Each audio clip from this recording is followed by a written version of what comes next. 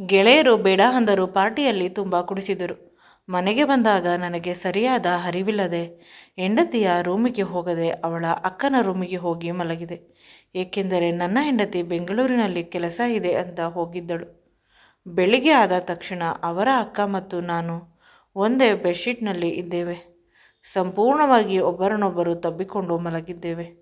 ನಂತರ ಅವಳು ನನ್ನನ್ನು, ನೀನು ಮದುವೆ ಆಗಲೇಬೇಕು, ಇಲ್ಲವಾದರೆ ನಿನ್ನ ಆಫೀಸ್ನಲ್ಲಿ ಬಂದು ಈ ವಿಷಯವನ್ನು ಎಲ್ಲರ ಬಳಿ ಹೇಳುತ್ತೇನೆ ಅಂತ ಎದುರಿಸುತ್ತಿದ್ದಾಳೆ. ಮುಂದೆ ನನ್ನ ಹೆಸರು ರಮೇಶ್. ಅಪ್ಪ ಅಮ್ಮನ ಮುದ್ದಿನ ಮಗ. ನಾನೊಬ್ಬನೇ ಮಗ. ಅಕ್ಕ ಒಬ್ಬಳು ಇದ್ದಾಳೆ. ಅವಳು ಫಾರಿನ್ನಲ್ಲಿ ಇದ್ದಾಳೆ. ವರ್ಷಕ್ಕೆ ಇಲ್ಲ 2 ವರ್ಷಕ್ಕೆ ಒಂದು ಬಾರಿ ಬರುತ್ತಾಳೆ ಅಷ್ಟೇ. ಅವಳು ತುಂಬ ಕಮರ್ಷಿಯಲ್. ಅವಳಾಯಿತು, ಅವಳ ಕೆಲಸವಾಯಿತು, ದುಡ್ಡು. ಯಾವಾಗಲೂ ದುಡ್ಡಿನ ಹಿಂದೆ ಬಿದ್ದಿರುತ್ತಾಳೆ. ಅವಳ ಬಳಿ ತುಂಬ ಐಶ್ವರ್ಯವಿದೆ. ಆದರೂ ಕೂಡ ಅವಳು ಈ ದುಡ್ಡಿನ ಹಿಂದೆ ಬಿದ್ದಿದ್ದಾಳೆ. ಅಕ್ಕನ ಮೇಲೆ ಸಂಪೂರ್ಣವಾಗಿ ಆಸೆ ಬಿಟ್ಟಿದ್ದಾರೆ. ಏನಿದ್ದರೂ ನನ್ನ ಮೇಲೆ ತುಂಬ ಭರವಸೆ ಇಟ್ಟುಕೊಂಡಿದ್ದಾರೆ. ಅದಕ್ಕಾಗಿ ನನಗೆ ತುಂಬ ಚಂದ ಇರುವ ಹೆಣ್ಣನ್ನು ಹುಡುಕುತ್ತಿದ್ದಾರೆ. ಲವ್ ಮ್ಯಾರೇಜ್ ಆಗಬೇಡ, ನಾವೇ ಹುಡುಕುತ್ತೇವೆ ಅನ್ನುವುದು ಅವರ ವಾದ. ಆದರೆ ಅವರು ಹುಡುಕುವ ಹುಡುಗಿ ಮನೆ ಕೆಲಸ ಮಾಡಿಕೊಂಡು ಇರುತ್ತಾಳೆ. ನಾನು ಎಷ್ಟು ಓದಿದ್ದೇನೆ ಅಷ್ಟೇ ಓದಿರಬೇಕು. ನೋಡಲು ನನ್ನ ರೀತಿ ಸುಂದರವಾಗಿ ಇದ್ದರೆ ಮಾತ್ರ ಮದುವೆ ಆಗುವುದು. ನೀವು ಹುಡುಕಿರುವ ವಯಸ್ಸಾದ ಆಂಟಿಗಳನ್ನು ಮತ್ತು ಯಾವುದೇ ಬುದ್ಧಿವಂತಿಕೆ ಇಲ್ಲದ ಹೆಣ್ಣನ್ನು ನಾನು ಮದುವೆ ಆಗುವುದಿಲ್ಲ. ಅಮ್ಮ ದಡ್ಡಿಯಾದರೆ ಮಕ್ಕಳು ಕೂಡ ದಡ್ಡರಾಗುತ್ತಾರೆ. ನನ್ನ ಹೆಂಡತಿ ದಡ್ಡಿಯಾದರೆ ಮುಂದೆ ಹುಡುವ ಮಕ್ಕಳು ಕೂಡ ದಡ್ಡರಾಗುತ್ತಾರೆ. ನನ್ನ ಹೆಂಡತಿ ನನಗಿಂತ ಸ್ವಲ್ಪ ಶಾರ್ಪ್ ಇದ್ದರೂ ಪರವಾಗಿಲ್ಲ, ಆದರೆ ಕಡಿಮೆ ಶಾರ್ಪ್ ಇರಬಾರದು ಅಂತ ತುಂಬ ನಯವಾಗಿ ಹೇಳಿ ಪ್ರತಿಯೊಂದು ಹುಡುಗಿಯ ಫೋಟೋವನ್ನು ನೋಡಿ ನಾನು ತಿರಸ್ಕರಿಸುತ್ತಿದ್ದೆ. ಏಕೆಂದರೆ ಇವನಿಗೆ ಅವರೆಲ್ಲ ಇಷ್ಟವಾಗುತ್ತಿರಲಿಲ್ಲ. ಅವಳನ್ನು ನೋಡಿದ ತಕ್ಷಣ ಅವಳು ನನ್ನವಳು ಅಂತ ಅನ್ನಿಸಬೇಕು. ಅವಂತಹವಳನ್ನು ಮಾತ್ರ ನಾನು ಮದುವೆ ಆಗುವುದು. ಹೊಸ ಹುಡುಗಿ ಕೆಲಸಕ್ಕೆ ಸೇರಿದ್ದಾಳೆ. ಅವಳ ಹೆಸರು ಶ್ರುತಿ. ಅವಳನ್ನು ನೋಡಿ ನಾನು ಸಂಪೂರ್ಣವಾಗಿ ಕಳೆದು ಹೋದೆ. ಆದರೆ ಅವಳು ನಮ್ಮವಳಲ್ಲ, ಹಿಂದಿಯ ಹುಡುಗಿ ಅಂತ ಅನಿಸುತ್ತದೆ. ಮ್ಯಾರೇಜ್ ಇಂಟರ್ಕ್ಯಾಸ್ಟ್ ಆಗುತ್ತದೆ, ಮನೆಯಲ್ಲಿ ಒಪ್ಪುವುದಿಲ್ಲ ಅನ್ನುವುದು ಒಂದು ಬಾಧೆ. ಪ್ರತಿದಿನವೂ ಅವಳ ಹಿಂದೆ ಮುಂದೆ ಸುತ್ತುತ್ತೇನೆ. ಆದರೆ ಅವಳಿಗೆ ಐ ಲವ್ ಯು ಹೇಳಲು ನಾನು ಕಷ್ಟಪಡುತ್ತಿದ್ದೆ. ಏಕೆಂದರೆ ಅಪ್ಪ ಅಮ್ಮ ಒಪ್ಪುವುದಿಲ್ಲ ಅಂತ. ಅವನು ತನ್ನ ಆಸೆಗಳನ್ನು ಬಚ್ಚಿಡುತ್ತಿದ್ದಾನೆ. ಆದರೆ ಅವನಿಗೂ ಕೂಡ ಅವಳ ಅವಶ್ಯಕತೆ ಇದೆ. ಏಕೆಂದರೆ ಅವನು ಹುಡುಕುತ್ತಿರುವ ಹುಡುಗಿ ಸೇಮ್ ಶ್ರುತಿಯ ರೀತಿಯೇ ಇದ್ದಾಳೆ. ಅವರ ಮನೆಯಲ್ಲಿ ಅಮ್ಮನ ಬಳಿ ಕೇಳಿದ, ಅಮ್ಮ, ಇಂಟರ್ ಕ್ಯಾಸ್ಟ್ ಮ್ಯಾರೇಜ್ ಅಂದರೆ ನೀನು ನಮ್ಮ ಮಗ ಅನ್ನುವುದನ್ನು ಮರೆಯುತ್ತೇವೆ. ಹೊಸ ಸಮಸ್ಯೆ ಶುರುವಾಯಿತು. ಏನೆಂದರೆ ಶ್ರುತಿ ತುಂಬ ಸುಂದರವಾಗಿದ್ದಾಳೆ, ತುಂಬ ಅಟ್ರಾಕ್ಟ್ ಆಗಿದ್ದಾಳೆ, ಯಾವಾಗಲೂ ನಗುಮುಖದಲ್ಲಿ ಇರುತ್ತಾಳೆ. ಅದಕ್ಕಾಗಿ ಇವನ್ನ ಆಫೀಸ್ನ ಗೆಳೆಯರೆಲ್ಲ ಅವಳಿಗೆ ಲೈನ್ ಹೊಡೆಯುತ್ತಿದ್ದಾರೆ. ಅವಳು ಯಾರನ್ನಾದರೂ ಇಷ್ಟಪಟ್ಟು ಒಪ್ಪಿದರೂ ಪರವಾಗಿಲ್ಲ, ಎಲ್ಲರೂ ಮ್ಯೂಚುವಲ್ ಅಂಡರ್ಸ್ಟ್ಯಾಂಡಿಂಗ್ನಲ್ಲಿ ಇದ್ದಾರೆ. ಇಷ್ಟು ಒಳ್ಳೆಯ ಹುಡುಗಿಯನ್ನು ಹೊರಗೆ ಬಿಡುವುದು ಬೇಡ ಅನ್ನುವುದು. ಒಬ್ಬರಲ್ಲ, ಇಬ್ಬರಲ್ಲ, 5 ಜನ ಲೈನ್ ಹಾಕುತ್ತಿದ್ದಾರೆ. ಅವಳು ಎಲ್ಲರ ಜೊತೆಯಲ್ಲೂ ನಗುತ್ತಾ ಮಾತನಾಡುತ್ತಾಳೆ. ಇದರಿಂದ ಅವಳು ಯಾರ ಜೊತೆ ಬೀಳುತ್ತಾಳೆ ಅನ್ನುವುದು ಕೂಡ ಪ್ರೀತಿಯಲ್ಲಿ ತಿಳಿದಿಲ್ಲ. ನನಗೆ ತುಂಬ ಇಷ್ಟ. ಅವಳು ನನ್ನನ್ನು ಬಿಟ್ಟು ಬಿಟ್ಟರೆ ಭಯವಾಗುತ್ತಿದೆ ಇವನಿಗೆ. ರಾತ್ರಿಯೆಲ್ಲ ನಿದ್ರೆ ಬರುತ್ತಿಲ್ಲ. ಮಧ್ಯರಾತ್ರಿ ಶ್ರುತಿಗೆ ಕಾಲ್ ಮಾಡಿ ನನಗೆ ಸ್ವಲ್ಪ ಸಮಸ್ಯೆ ಆಗುತ್ತಿದೆ, ನನಗೆ ಸಡನ್ನಾಗಿ ಭಯವಾಗುತ್ತದೆ ಅಂತ ಹೇಳುವ ಮನಸ್ಸಾಯಿತು. ಆದರೆ ಅವಳು ನನ್ನನ್ನು ಏನಾದರೂ ಅಂದುಕೊಂಡರೆ ಅಂತ ಅನಿಸಿತು.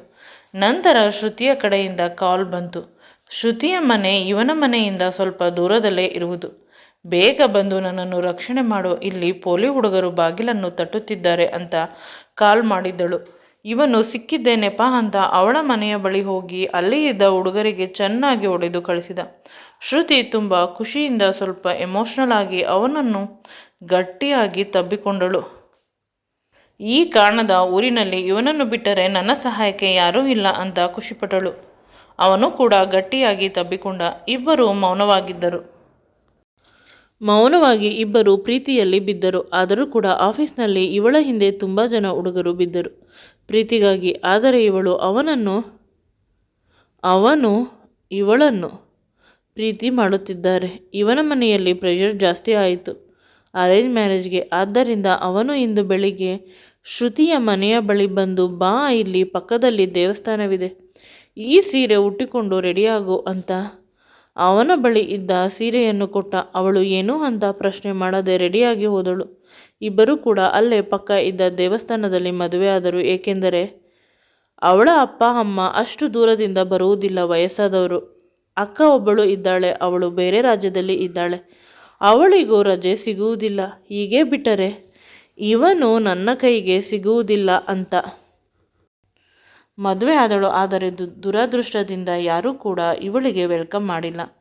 ನಂತರ ಇವನೇ ಮನೆಯ ಒಳಗೆ ಬಂದು ಅವಳಿಗೆ ಆರತಿ ಮಾಡಿದ, ಸೇರನ್ನು ಒದಿಸಿದ, ತನ್ನ ಪ್ರೀತಿಯ ಮಡದಿಯನ್ನು ಎತ್ತಿಕೊಂಡು ರೂಮಿಗೆ ಕರೆದುಕೊಂಡು ಹೋದ. ಮದುವೆ ಆಗಿ ತಿಂಗಳಾದರೂ ಕೂಡ ಅವರ ಮನೆಯಲ್ಲಿ ಯಾರೂ ಸರಿಯಾಗಿ ಇವಳ ಬಳಿ ಮಾತನಾಡುತ್ತಿರಲಿಲ್ಲ. ನಂತರ ಕ್ರಮೇಣ ಎಲ್ಲ ಸರಿ ಹೋಯಿತು. ನನ್ನ ಹೆಂಡತಿಯನ್ನು ಪ್ರತಿಯೊಬ್ಬರೂ ಪ್ರೀತಿ ಮಾಡುತ್ತಾರೆ. ಮದುವೆಯಾಗಿ 2 ವರ್ಷವಾಗಿದೆ. ಇಬ್ಬರು ಸಂತೋಷದಿಂದ ಬದುಕುತ್ತಿದ್ದೇವೆ.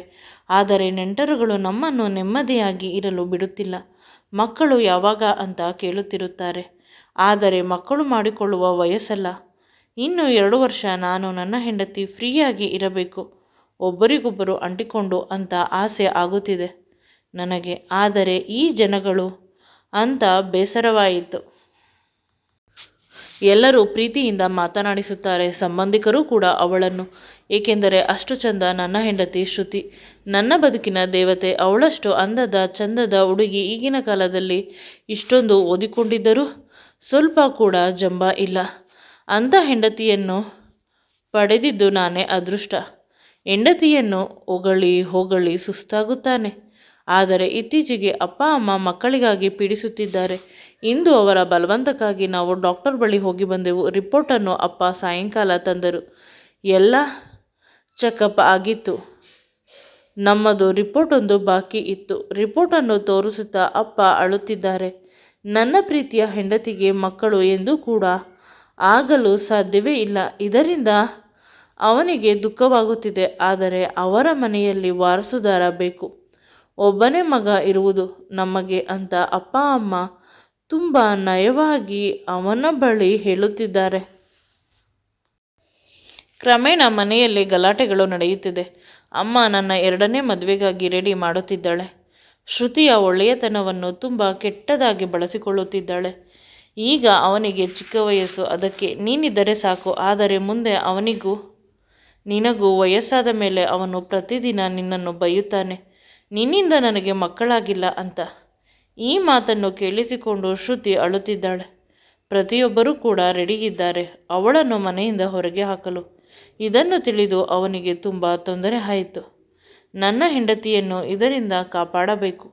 ಮನೆಯನ್ನು ಬಿಟ್ಟು ಹೊರಟು ಹೋಗೋಣ, ಬೇರೆ ಮನೆ ಇಬ್ಬರು ಮಾಡಿಕೊಂಡು ಇರೋಣ. ಅಂದರೆ ವಯಸ್ಸಾದ ಕಾಲದಲ್ಲಿ ಅಪ್ಪ ಅಮ್ಮ ನೋವು ತಿಂದರೆ ನಮಗೆ ಒಳ್ಳೆಯದು ಆಗುವುದಿಲ್ಲ ಅಂತ ಯೋಚಿಸುತ್ತಾನೆ. ತುಂಬ ಶ್ರೀಮಂತ ಮನಸ್ಸುಳ್ಳವನು ಇವನು. ಇಂದು ಶ್ರುತಿ ಕೂಡ ಗಲಾಟೆ ಮಾಡುತ್ತಿದ್ದಳು. ಇಬ್ಬರು ಡೈವರ್ಸ್ ತೆಗೆದುಕೊಳ್ಳೋಣ, ನನಗೆ ನಿನ್ನ ಜೊತೆ ಇರಲು ಸಾಧ್ಯವಿಲ್ಲ ಅಂತ. ಆಗ ನಾನು ಅವಳಿಗೆ ಹೇಳಿದೆ, ನನ್ನ ಕಣ್ಣುಗಳಲ್ಲಿ ಕಣ್ಣನ್ನು ಇಟ್ಟು ನೋಡು ಅಂತ. ಅವಳು ಅಳಲು ಶುರು ಮಾಡಿದಳು. ಇದು ಮನೆಯವರ ಖುಷಿಗಾಗಿ ಅವಳ ಪ್ರೀತಿಯನ್ನು ತ್ಯಾಗ ಮಾಡುತ್ತಿದ್ದಾಳೆ. ಅವಳಿಗೆ ಸಮಾಧಾನ ಮಾಡಿದೆ, ಬೇಕಾದರೆ ಯಾರು ಅಪ್ಪ ಅಮ್ಮ ಇಲ್ಲದ ಮಕ್ಕಳನ್ನು ತಂದು ಸಾಕೋಣ, ಆದರೆ ನಮ್ಮಿಬ್ಬರ ಸಂಬಂಧವನ್ನು ಬ್ರೇಕ್ ಮಾಡುವುದು ಬೇಡ. ನೀನಿದ್ದರೆ ನಾನು ಅಂತ ಅವನು ಅಳುತ್ತಿದ್ದಾನೆ. ಅವಳಿಗೂ ಕೂಡ ಅವನ ಪ್ರೀತಿಗಾಗಿ ಹಂಬಲಿಸುವ ಹೃದಯ, ಅವನಿಗಾಗಿ ಒಳ್ಳೆಯದಾಗಲಿ, ಅವನ ಮಗು ಈ ಮನೆಯಲ್ಲಿ ಓಡಾಡಲಿ ಅನ್ನುವುದು ಅವಳ ಆಸೆ. ಸರೋಗಸಿಗಾಗಿ ತುಂಬ ಪ್ರಯತ್ನ ಮಾಡುತ್ತಿದ್ದಾಳೆ. ಆದರೆ ಇವನು ಒಪ್ಪುತ್ತಿಲ್ಲ. ಇನ್ನು 2 ಕಡೆ ಟೆಸ್ಟ್ ಮಾಡಿಸೋಣ, ಅಥವಾ ಇಷ್ಟು ಅರ್ಜೆಂಟ್ ಏನು ಮಕ್ಕಳಿಗೆ ಅಂತ ಹೇಳುತ್ತಿದ್ದಾನೆ. ಮಾರನೇ ದಿನ ಶ್ರುತಿ ಅಕ್ಕ ಕೀರ್ತಿ ಬಂದಳು. ಅಕ್ಕ ತಂಗಿ ಇಬ್ಬರು ತುಂಬ ಎಮೋಷ್ನಲ್ ಆದರು. 2 ವರ್ಷದ ನಂತರ ಅವರಿಬ್ಬರು ಸೇರಿರುವುದು. ಅವರ ಅಕ್ಕ ತುಂಬ ಸ್ಟ್ರಿಕ್ಟ್ ಅಂತ ಅನಿಸುತ್ತದೆ. ಮಾತನಾಡುವುದು ಕೂಡ ಕಡಿಮೆ. ತಂಗಿಯನ್ನು ನೋಡಿದ ತಕ್ಷಣ ಅವಳು ಹೊರಗೆ ಕರೆದುಕೊಂಡು ಹೋದಳು. ನಿನ್ನ ಜೊತೆ ಮಾತನಾಡಬೇಕು ಅಂತ ನಮಗೆಲ್ಲ ಒಂದು ರೀತಿ ಕಸಿವಿಸಿ, ಇಲ್ಲಿ ಇದ್ದರೆ ಫ್ರೀಯಾಗಿ ಮಾತನಾಡಲು ಸಾಧ್ಯವಾಗುವುದಿಲ್ಲ ಅನ್ನುವುದು ಅವಳ ಉದ್ದೇಶ. ನನಗೆ ಭಯ, ಎಲ್ಲಿ ನನ್ನ ಹೆಂಡತಿಯನ್ನು ಕರೆದುಕೊಂಡು ಹೊರಟು ಹೋಗುತ್ತಾಳೆ ಅಂತ. ಏಕೆಂದರೆ ಶ್ರುತಿ ನನ್ನ ಪ್ರಾಣ, ನನ್ನ ಆತ್ಮ, ನನ್ನ ಸರ್ವಸ್ವ. ಅವಳಿಲ್ಲದೆ ನಾನು ಇರಲು ಸಾಧ್ಯವೇ ಇಲ್ಲ ಅಂತ ಇವನು ತುಂಬ ಪರಿತಪಿಸುತ್ತಿದ್ದಾನೆ. ಪದೇ ಪದೇ ತನ್ನ ಹೆಂಡತಿಗೆ ಕಾಲ್ ಮಾಡಿದ್ದ. ಅವಳು ಫೋನನ್ನು ಕಟ್ ಮಾಡಿದಳು. ಸ್ವಲ್ಪ ಸಮಯಕ್ಕೆ ಇಬ್ಬರು ಮನೆಗೆ ಬಂದರು. ಶ್ರುತಿ ಏನು ಮಾತನಾಡಲಿಲ್ಲ, ತುಂಬ ಸೈಲೆಂಟಾಗಿ ಇದ್ದಳು. ನಿನ್ನ ಅಕ್ಕ ಏನು ಹೇಳಿದಳು ಅಂತ ಸನ್ನೆ ಮೂಲಕ ಕೇಳಿದೆ. ಅದು ನನಗೆ ಪಿಜ್ಜಾ ತಿನ್ನಬೇಕು ಅಂತ ತುಂಬ ಆಸೆ ಆಗುತ್ತಿತ್ತು. ಅಕ್ಕ ಪ್ರತಿ ಬಾರಿ ಬಂದಾಗಲೂ ಒಂದು ರೆಸ್ಟೋರೆಂಟ್ಗೆ ಕರೆದುಕೊಂಡು ಹೋಗುತ್ತಾಳೆ. ಅಲ್ಲಿ ತುಂಬ ಚೆನ್ನಾಗಿರುತ್ತದೆ, ಅಲ್ಲಿ ಹೋಗಿದ್ವಿ ಅಂತ ನಗುತ್ತಾ ಹೇಳಿ ರೂಮಿಗೆ ಹೊರಟು ಹೋದಳು. ಆದರೆ ಪ್ರತಿಯೊಬ್ಬರಿಗೂ ಗೊತ್ತು ಅವಳು ಹೇಳುತ್ತಿರುವುದು ಶುದ್ಧ ಸುಳ್ಳು ಅಂತ. ಏಕೆಂದರೆ ಅವಳು ಸುಳ್ಳನ್ನು ಹೇಳಬೇಕಾದಾಗ ಕಣ್ಣನ್ನು ಮುಚ್ಚುತ್ತಾಳೆ. ಇಂದು ಅವಳನ್ನು ಪ್ರಶ್ನಿಸಲು ಸಾಧ್ಯವಿಲ್ಲ. ಅವರ ಅಕ್ಕ ಅವಳ ಜೊತೆಯಲ್ಲಿ ಅವಳ ರೂಮಿನಲ್ಲಿ ಮಲಗಿದ್ದಾಳೆ. ನಾನು ಹೊರಗೆ ಇದ್ದ ದಿವಾನ್ ಕಾಟ್ ಮೇಲೆ ನೆಮ್ಮದಿಯಾಗಿ ನಿದ್ರಿಸಿದೆ. ಅಕ್ಕ ಬಂದಳು ಅಂತ ಗಂಡನನ್ನು ಹೊರಗೆ ಹಾಕಿದ್ದಾಳೆ ಅವಳು. ಒಬ್ಬಳು ಹೆಂಡತಿಯ ಅವಳಿಗೆ ಚೆನ್ನಾಗಿ ಬುದ್ಧಿ ಕಲಿಸಬೇಕು ಅಂತ ಅಪ್ಪ ಅಮ್ಮ ಹೇಳಿದರೆ ನನ್ನ ಯೋಚನೆಯೇ ಬೇರೆ. ನೆಕ್ಸ್ಟ್ ಡೇ ನನ್ನ ಹೆಂಡತಿ ನನಗೆ ಏನೋ ಒಂದು ದೊಡ್ಡ ಕೆಲಸವಿದೆ ಅಂತ ಹೊರಟು ಹೋದಳು. ನಾನು ಕೂಡ ಕೆಲಸಕ್ಕೆ ಹೋದೆ. ಅವರ ಅಕ್ಕ ಏನಾದರೂ ಅಂತ ತಿಳಿಯುವ ಪ್ರಯತ್ನ ಮಾಡಿಲ್ಲ. ಅವಳು ಬಂದಾಗಿಂದ ನನ್ನ ಹೆಂಡತಿ ತುಂಬ ಚಿಗುರಿ ಹೋಗಿದ್ದಾಳೆ. ಅವರ ಅಕ್ಕನ ಮೇಲೆ ತುಂಬ ಕೋಪ ಇತ್ತು. ನಾನು ಆಫೀಸ್ನ ಕ್ಯಾಂಟೀನ್ನಲ್ಲಿ ಟಿಫನ್ ಮಾಡಿ ಕೆಲಸಕ್ಕೆ ಹೋದೆ. ಅವಳು ಪದೇ ಪದೇ ಕಾಲ್ ಮಾಡಿ ನನ್ನ ಅಕ್ಕನನ್ನು ನೋಡಿಕೊಂಡಿರಾ ಅಂತ ವಿಚಾರಿಸುತ್ತಿದ್ದಳು. ಯಾವುದಕ್ಕೂ ನಾನು ಉತ್ತರಿಸಲಿಲ್ಲ. ನನಗೆ ತುಂಬ ಕೋಪ ಬಂದಿದೆ. ಬೆಳಿಗ್ಗೆ ನನಗೆ ಹೇಳದೆ ಹೋಗಿದ್ದಾಳೆ ಅಂತ ಮನೆಯಲ್ಲಿ ಮಗು ಬೇಕು ಅನ್ನುವ ಟಾರ್ಚರ್, ಇವಳು ಪಡುತ್ತಿರುವ ಕಷ್ಟ, ಇವನ್ನೆಲ್ಲ ನೋಡಿದರೆ ನನಗೆ ಈ ಬದುಕೆ ಬೇಡ ಅಂತ ಅನಿಸುತ್ತದೆ. ಆದರೂ ಕೂಡ ಈ ಸಮಯದಲ್ಲಿ ತುಂಬ ತಾಳ್ಮೆಯಿಂದ ಇರಬೇಕು ಅಂತ ಅಂದುಕೊಂಡೆ. ಇಂದು ನನ್ನ ಗೆಳೆಯನ ಮನೆಗೆ ಹೋದೆ. ಹೇಗಿದ್ದರೂ ಇವಳು ಮನೆಯಲ್ಲಿ ಇಲ್ಲ ಅಂತ. ನನ್ನ ಗೆಳೆಯ ತುಂಬ ದಿನದ ಮೇಲೆ ಬಂದಿದ್ದೀಯಾ, ಇಂದು ನೀನು ಪಾರ್ಟಿ ಕೊಡಿಸಬೇಕು ಅಂತ ನನ್ನನ್ನು ಹೊರಗೆ ಕರೆದುಕೊಂಡು ಹೋದ. ಅವನೊಬ್ಬನೇ ಅಲ್ಲದೆ ತುಂಬ ಜನ ಗೆಳೆಯರನ್ನು ಪಾರ್ಟಿಗೆ ಕರೆದ. ಕಂಡಪೂರ್ತಿ ಎಲ್ಲರೂ ಕುಡಿದರು, ಬೇಡ ಅಂದರು. ನನಗೂ ಕೂಡ ಕುಡಿಸಿದರು. ನಾನು ಮನೆಗೆ ಹೇಗೆ ಬಂದೆ ಅಂತ ತಿಳಿದಿಲ್ಲ. ಆದರೆ ಯಾರದೋ ಸಹಾಯದಿಂದ ನಾನು ರೂಮಿಗೆ ಬಂದೆ ಅನ್ನುವುದು ಮಾತ್ರ ನನಗೆ ತಿಳಿದಿದೆ. ಬೆಳಿಗ್ಗೆ ನಾನು ಎಚ್ಚರವಾದಾಗ ಗಡಿಯಾರವನ್ನು ನೋಡಿದೆ. 12 ಗಂಟೆ ಆಗಿತ್ತು ಮಧ್ಯಾಹ್ನ. ಅಂದರೆ ನಾನು ಇಂದು ಕೆಲಸಕ್ಕೆ ಹೋಗಿಲ್ಲ ಅಂತ ಬೇಸರ ಮಾಡಿಕೊಂಡೆ. ನನ್ನ ಪಕ್ಕ ನನ್ನನ್ನು ಗಟ್ಟಿಯಾಗಿ ಹಿಡಿದುಕೊಂಡಿರುವ ಕೈಯನ್ನು ನೋಡಿ ನಾನು ಖುಷಿಪಟ್ಟೆ. ನನ್ನ ಹೆಂಡತಿ ಬಂದಿದ್ದಾಳೆ ಅಂತ ಅವಳ ಕೂದಲನ್ನು ಸವರಲು ಆರಂಭಿಸಿದೆ. ಅವಳ ಹಣೆಗೆ ಮುತ್ತು ಕೊಡಲು ಹೋದಾಗ ಅವಳನ್ನು ನೋಡಿ ಬೆಚ್ಚಿ ಅವಳನ್ನು ದೂರ ತಳ್ಳಿದೆ. ನನ್ನ ಹೆಂಡತಿಯ ಜಾಗದಲ್ಲಿ ನೀನು ಹೇಗೆ ಮಲಗಿದ್ದೀಯಾ ಪಾಪಿ ಅಂತ ಬೈದೆ. ಹೆಂಡತಿ ಆದರೇನೋ ಅವರ ಅಕ್ಕ ಆದರೇನೋ, ಬಾ ಇಂದು ಹಾಸಿಗೆಯನ್ನು ಹಂಚಿಕೊಳ್ಳೋಣ. ಅಲ್ಲ, ರಾತ್ರಿ ನಾನು ನೀನು ಒಂದೇ ಹಾಸಿಗೆ ಮೇಲೆ ಮಲಗಿಕೊಂಡಿದ್ದೆವು. ನೀನು ನನ್ನದೆಲ್ಲ ದೋಚಿದ್ದೀಯ ಕಳ್ಳ. ಈಗ ಏನು ಗೊತ್ತಿಲ್ಲದ ಹಾಗೆ ಮಾತನಾಡುತ್ತೀಯ ಅಂತ ಜೋರಾಗಿ ನಕ್ಕಿದಳು. ನಾನು ಬೆವರಲು ಶುರು ಮಾಡಿದೆ. ನನ್ನ ಹೆಂಡತಿಯನ್ನು ಬಿಟ್ಟು ಇನ್ಯಾರನ್ನು ಕೂಡ ನಾನು ಕನಸಿನಲ್ಲೂ ಇಷ್ಟಪಡುವುದಿಲ್ಲ. ಅಂತಹುದರಲ್ಲಿ ಅಂತ ನಾನು ಅದರಲ್ಲೂ ಶುರು ಮಾಡಿದೆ. ಅವಳು ನನ್ನನ್ನು ಅವಳ ವಯ್ಯಾರದಿಂದ ಅವಳ ಬುಟ್ಟಿಗೆ ಹಾಕಿಕೊಳ್ಳಲು ಪ್ರಯತ್ನಿಸಿದಳು.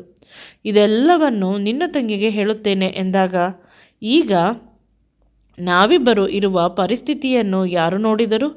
ನೀನು ನನಗೆ ಏನೋ ಮಾಡಿದ್ದೀಯ ಅಂತ ಹೇಳುತ್ತಾರೆ. ನಾನು ಯಾರಿಗೂ ಸತ್ಯವನ್ನು ಹೇಳಬಾರದು ಅಂದರೆ ಒಂದೇ ಒಂದು ಬಾರಿ ನನ್ನ ಜೊತೆ ಸೇರಿಬಿಡು ಅಂತ ಅವಳು ಕೇಳಿದಳು. ಹೇಗಿದ್ದರೂ ನಿನ್ನ ಹೆಂಡತಿಗೆ ಮಕ್ಕಳಾಗುವುದಿಲ್ಲ, ನನಗೆ ಮಕ್ಕಳಾಗುತ್ತದೆ. ಒಂದು ಬಾರಿ ಪ್ರಯತ್ನ ಮಾಡು. ಪ್ರೆಗ್ನೆಂಟ್ ಆದ ಮೇಲೆ ಬೇಕಾದರೆ ನಾವಿಬ್ಬರು ಮದುವೆ ಆಗೋಣ. ನನ್ನ ತಂಗಿಗೆ ನಾನು ಹೇಳಿದರೆ ಅವಳು ನಿನಗೆ ಡೈವರ್ಸ್ ಕೊಡುತ್ತಾಳೆ ಅಂತ ಹೇಳಿದಾಗ ಅವನು ಹಿಂದೆ ಮುಂದೆ ನೋಡದೆ ತನ್ನ ಹೆಂಡತಿಯ ಅಕ್ಕನ ಕೆನ್ನೆಗೆ ಹೊಡೆದ. ನಿನಗೆ ಎಷ್ಟು ಧೈರ್ಯ? ನನ್ನ ಹೆಂಡತಿಯ ಜೊತೆ ನನಗೆ ಡೈವರ್ಸ್ ಕೊಡಿಸುತ್ತೀಯಾ? ಅವಳು ನನ್ನ ಪ್ರಾಣ, ನನ್ನ ಉಸಿರು. ಅವಳಿಲ್ಲದೆ ನಾನು ಒಂದು ಕ್ಷಣ ಕೂಡ ಇರಲು ಸಾಧ್ಯವಿಲ್ಲ. ಪ್ರಪಂಚದ ಎಲ್ಲ ಐಶ್ವರ್ಯವನ್ನು ಕೊಟ್ಟರೂ ಕೂಡ ನಾನು ನನ್ನ ಹೆಂಡತಿಯನ್ನು ಕೊಡುವುದಿಲ್ಲ. ತಂದೆ ತಾಯಿ ಇಲ್ಲದ ಮಕ್ಕಳನ್ನು ನಾವು ಸಾಕುತ್ತೇವೆ. ನಮಗೆ ಮಕ್ಕಳಿಲ್ಲವಾದರೂ ಪರವಾಗಿಲ್ಲ. ನನಗೆ ಅವಳು ಮಗು, ಅವಳಿಗೆ ನಾನು ಮಗು. ಇದನ್ನೆಲ್ಲ ನನಗೆ ಹೇಳಿ ಹೇಳಿ ಸಾಕಾಗಿ ಹೋಗಿದೆ. ಇಂದು ನಾನು ಸುಮ್ಮನಿರುವುದಿಲ್ಲ. ನಾವಿಬ್ಬರು ಯಾರ ಕಣ್ಣಿಗೂ ಕಾಣದಂತೆ ಹೊರಟು ಹೋಗುತ್ತೇವೆ, ಬಹಳ ದೂರ. ಅಷ್ಟರಲ್ಲಿ ಬಾತ್ರೂಮಿನಿಂದ ಯಾರೋ ಬಂದಂತೆ ಅವನಿಗೆ ಭಾಸವಾಯಿತು. ಹಿಂದೆ ತಿರುಗಿ ನೋಡಿದಾಗ ಯಾರೂ ಅಲ್ಲ, ಅವನ ಪ್ರೀತಿಯ ಹೆಂಡತಿ. ನೀನು ಯಾವಾಗ ಬಂದೆ ಅಂತ ಕೇಳಿದ. ನಾನು ತುಂಬ ಸಮಯವಾಯಿತು ಬಂದು, ನಾನು ಎಲ್ಲೂ ಹೋಗಿಲ್ಲ.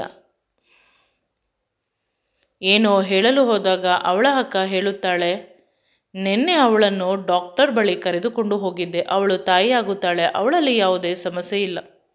ನಿನ್ನ ಅಪ್ಪ ಅಮ್ಮ ತಪ್ಪಾದ ರಿಪೋರ್ಟನ್ನು ತೋರಿಸಿ ನಿಮ್ಮಿಬ್ಬರಿಗೆ ಮಕ್ಕಳಾಗುವುದಿಲ್ಲ ಅಂತ ಎದುರಿಸುತ್ತಿದ್ದಾರೆ, ನಿನಗೆ ಬೇರೆ ಮದುವೆ ಮಾಡಿಸಲು.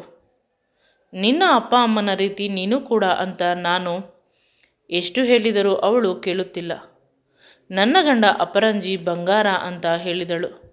ಆ ಬಂಗಾರ ಎಷ್ಟು ಪ್ಯೂರ್ ಅಂತ ಪರೀಕ್ಷೆ ಮಾಡಲು ನಾನು ಇದನ್ನೆಲ್ಲ ಮಾಡಿದೆ.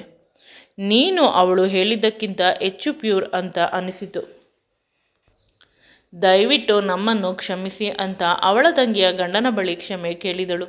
ತಂಗಿಯನ್ನು ಗಟ್ಟಿಯಾಗಿ ತಬ್ಬಿಕೊಂಡು, ನೀನು ನಿಜವಾಗಲೂ ನನಗಿಂತ ವಯಸ್ಸಿನಲ್ಲಿ ಚಿಕ್ಕವಳಾಗಿದ್ದರೂ ಜೀವನದಲ್ಲಿ ಒಳ್ಳೆಯ ಹುಡುಗನನ್ನು ಹಾರಿಸಿಕೊಂಡಿದ್ದೀಯ. ಬದುಕಲು ನೆಮ್ಮದಿಯಾಗಿ ಬದುಕು. ಇಲ್ಲೇ ಬದುಕುತ್ತೀಯಾ, ಹೊರಗೆ ಹೋಗಿ ಬದುಕುತ್ತೀಯಾ ಗೊತ್ತಿಲ್ಲ. ಆದರೆ ನಿನ್ನ ಗಂಡನನ್ನು ನೀನು ಎಂದು ಬಿಡಬೇಡ. ಅವನ ಮೇಲೆ ಎಂದು ಅನುಮಾನ ಪಡಬೇಡ. ದೇವರು ಒಂದು ಪಕ್ಷ ನಿನ್ನ ಕೈ ಬಿಟ್ಟರೂ ಇವನು ನಿನ್ನ ಕೈ ಬಿಡುವುದಿಲ್ಲ ಅಂತ ಹೇಳಿದಳು. ನಂತರ ನನಗೆ ಇಂಪಾರ್ಟೆಂಟ್ ಮೀಟಿಂಗ್ ಇದೆ, ನಾನು ಹೋಗುತ್ತೇನೆ. ನೀವು ಎಚ್ಚರ ಇನ್ನೇನೋ ಆಗುತ್ತೀರಾ ಅಂದಾಗ ನಾನು ನಿಮ್ಮ ಮೇಲೆ ಕೈ ಹಾಕಿದ್ದು. ಸಾರಿ, ನಾನು ವಿದೇಶದಲ್ಲಿ ಹೋದಿದ್ದರಿಂದ ಹಾಗೆ ಮಾಡುವುದು ನನಗೆ ಕಾಮನ್. ದಯವಿಟ್ಟು ಕ್ಷಮಿಸಿ. ನಿಮಗೆ ತುಂಬ ಡಿಸ್ಕಂಫರ್ಟ್ ಆಗಿದ್ದರೆ ಅಂತ ಹೇಳಿ ಅವಳು ಹೊರಟು ಹೋದಳು. ಇವನು ಅವರ ಅಪ್ಪ ಅಮ್ಮನ ಜೊತೆ ದೊಡ್ಡ ಜಗಳ ಮಾಡಬೇಕು ಅಂತ ಹೊರಗೆ ಬಂದ. ಮಗು, ನಮ್ಮನ್ನು ಕ್ಷಮಿಸು ಅಂತ ಅಪ್ಪ ಅಮ್ಮ ಇಬ್ಬರು ಅವನಿಗೆ ಕೈ ಮುಗಿದರು. ವಯಸ್ಸಾದ ಮಂದಬುದ್ಧಿಗೆ ತಪ್ಪು ಮಾಡಿದೆವು, ವಂಶ ಅಭಿವೃದ್ಧಿ, ಹಿಂದಿಯ ಹುಡುಗಿ ಅಂತ. ಆದರೆ ನೀನು ಅವಳ ಮೇಲೆ ಇಟ್ಟಿರುವ ಪ್ರೀತಿಯನ್ನು ನೋಡಿ ಭಯವಾಗುತ್ತಿದೆ. ನಿನ್ನ ಈ ತಪ್ಪು ಅಪ್ಪ ಅಮ್ಮನಿಗೆ ಶಿಕ್ಷೆ ಕೊಡಬೇಡ ಅಂತ ಅವರು ತುಂಬ ಯಾತನೆಯಿಂದ ಕೇಳಿದರು. ನನಗೆ ನನ್ನ ಹೆಂಡತಿ ಎಷ್ಟು ಮುಖ್ಯ ಅಷ್ಟೇ ಮುಖ್ಯ, ಅದಕ್ಕಿಂತ ಹೆಚ್ಚು ನೀವು ಇಷ್ಟ. ಆದರೆ ಅವಳು ನನ್ನ ಕರ್ತವ್ಯ. ಅಪ್ಪ ಅವಳನ್ನು ಬಿಟ್ಟು ಇನ್ಯಾರಿಂದಲೂ ನಾನು ಆ ಪ್ರೀತಿಯನ್ನು ನಿರೀಕ್ಷೆ ಮಾಡಲು ಸಾಧ್ಯವಿಲ್ಲ. ಮದುವೆ ಆಗಿ ಹೋಯಿತು, ಹೆಂಡತಿ ಅವಳು ಅಷ್ಟೇ. ಆ ಜಾಗದಲ್ಲಿ ಇನ್ಯಾರೂ ಬರುವುದಿಲ್ಲ. ನಿಮಗೆ ಇಷ್ಟ ಇಲ್ಲ ಅಂದರೆ ನಾವು ಸಪ್ರೇಟ್ ಹೊರಟು ಹೋಗುತ್ತೇವೆ ಅಂತ ಅವನು ಹೇಳಿದ.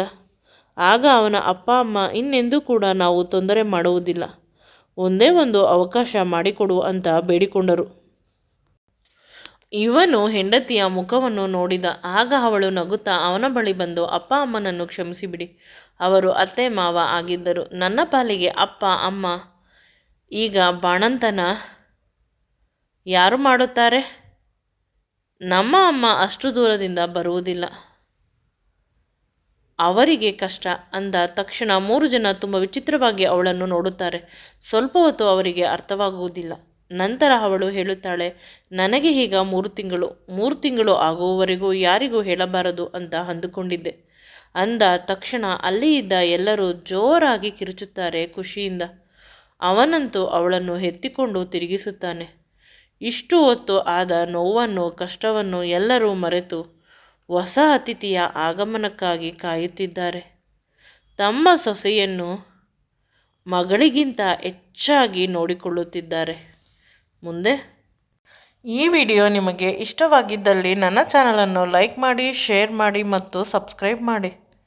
Thanks for watching and keep supporting me always.